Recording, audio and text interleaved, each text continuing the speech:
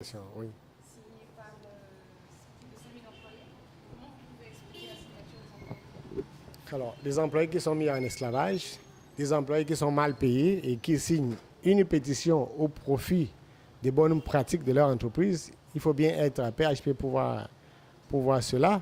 Ce n'est pas à travers une lettre ouverte des employés qu'on explique au public ce qui se passe. Donc, PHP doit publier les chiffres réalisés sur l'exploitation de la banane en Djomé-Penja.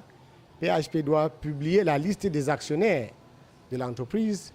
PHP doit publier la grille salariale et les salaires par groupe, par corps de métier, et par classification, en raison de la classification professionnelle, pour qu'on voit. Il ne revient pas aux employés de dire ce qui se passe. Il faut que PHP publie les chiffres clés, que PHP dise le nombre de points d'eau qui sont aménagés pour la population, que PHP dise comment est-ce qu'on peut épandre des pesticides au moyen d'avions en évitant de polluer les champs de légumes, les champs, c'est pas de maïs tout autour.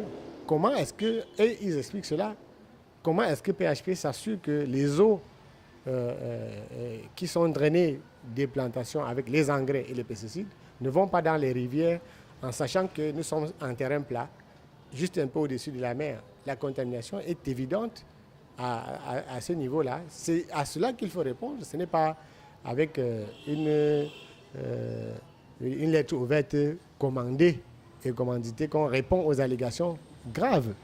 Il s'agit quand même de faits graves. Parce que, personnellement, j'ai vécu cela. Beaucoup d'autres journalistes ont vécu cette pollution. Ils ont vécu ce calvaire des employés. Et tous les jours, les gens y vont, les gens voient.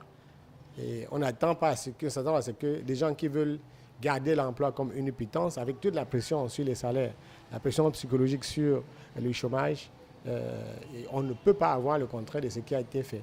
Surtout que les délégués du personnel sont aux ordres et sous la perfusion de PHP.